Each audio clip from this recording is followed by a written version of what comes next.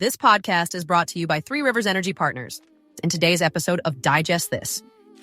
The Department of Energy just closed on this $1.6 billion loan guarantee, all about beefing up grid reliability in the U.S. NVIDIA said all of the energy it purchased during the fiscal year 2025 was from renewable sources. By moving quickly, Illinois is making sure as many projects as possible hit the ITC window. Welcome to Digest This, Unpacking Our Sustainable Future, where we dive deep into the latest developments in sustainability and renewable energy. Join us in exploring the pioneering solutions and technologies that are shaping our future. Now, let's dive into today's episode.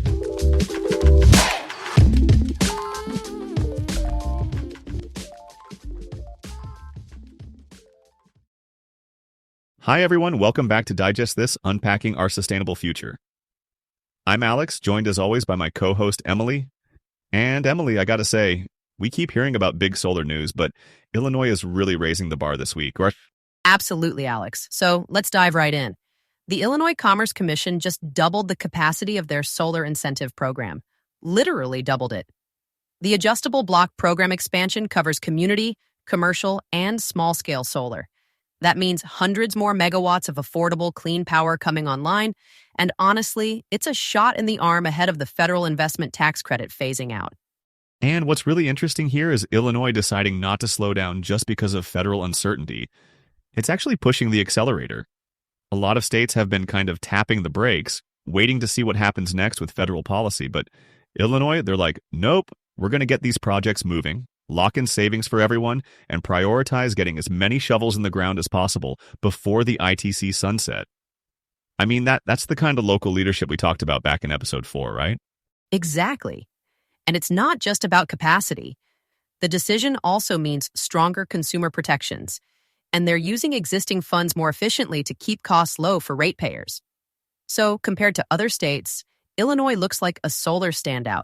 And that's at a time when national headlines are all about programs shutting down or lawsuits flying around over solar for all funding and that sort of thing. Yeah, and the economics here are big.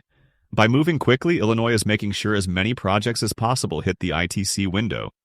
So there's more economic value for consumers and workers. Local jobs, grid reliability gains, stabilized utility bills. It's a laundry list of wins.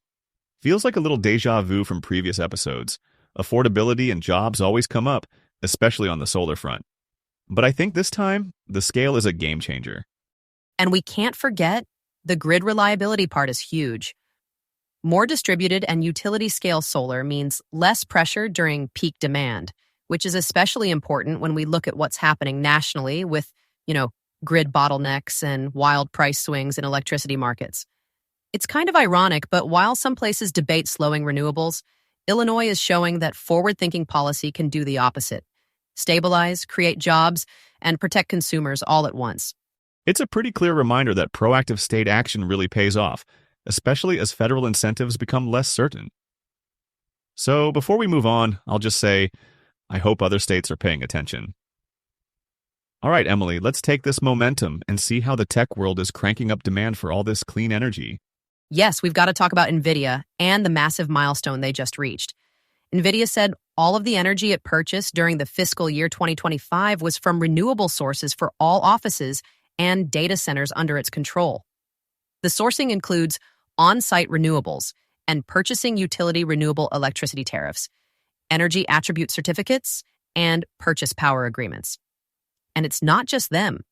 Across the tech sector, these data centers have exploded as some of the biggest new consumers of green power. The numbers are kind of wild, right? Oh, for sure. According to the latest Deloitte outlook, data centers are about to drive something like 44 gigawatts of extra demand by 2030. I always mess up the gigawatt math, but to put it simply, that's massive. And most of these big tech companies are signing record-breaking renewable power purchase deals to try to keep up. It's become this arms race of who can decarbonize fastest while also fueling all this AI and cloud growth. Right, and there's this feedback effect too. AI is not just consuming all this energy, but it's also playing a role in integrating more renewables. Think of AI-optimized grid integration, or those solar installation robots we've talked about before. robots that can work in these massive, hot, remote desert projects so humans don't have to.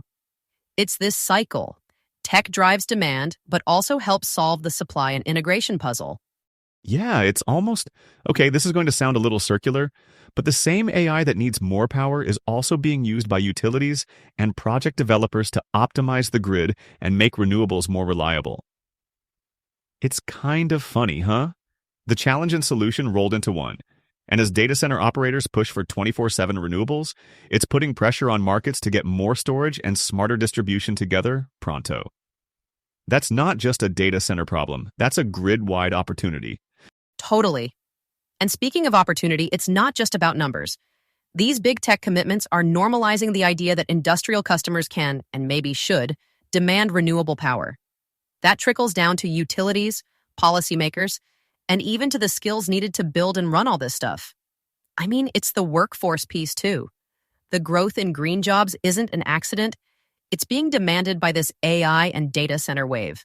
It almost brings us full circle to something from one of our earliest episodes this season, about how utilities are adapting to these gigantic new loads popping up everywhere, and how smarter planning, more flexible grids, and more public-private cooperation are becoming essential.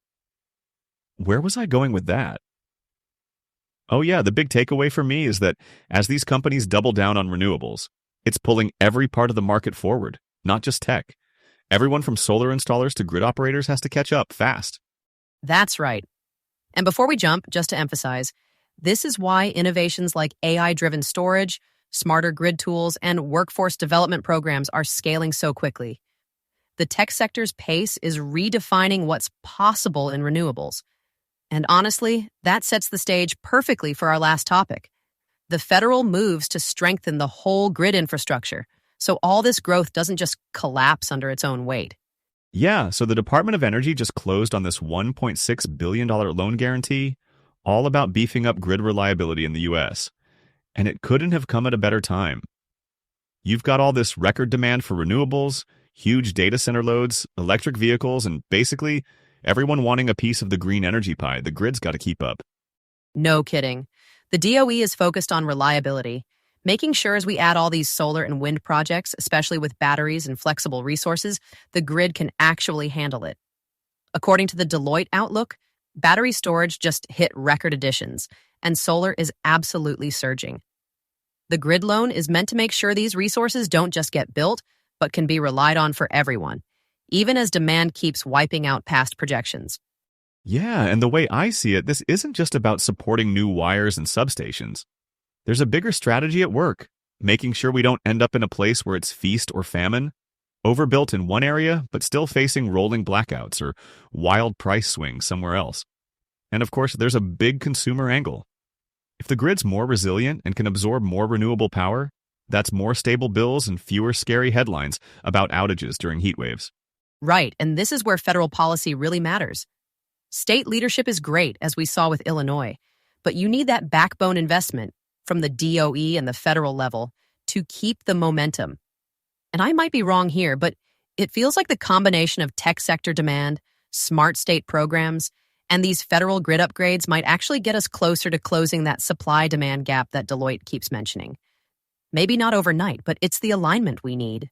Yeah, and I think what's striking is we've covered episode after episode all these bottlenecks, whether it's permitting, workforce gaps, or infrastructure lag.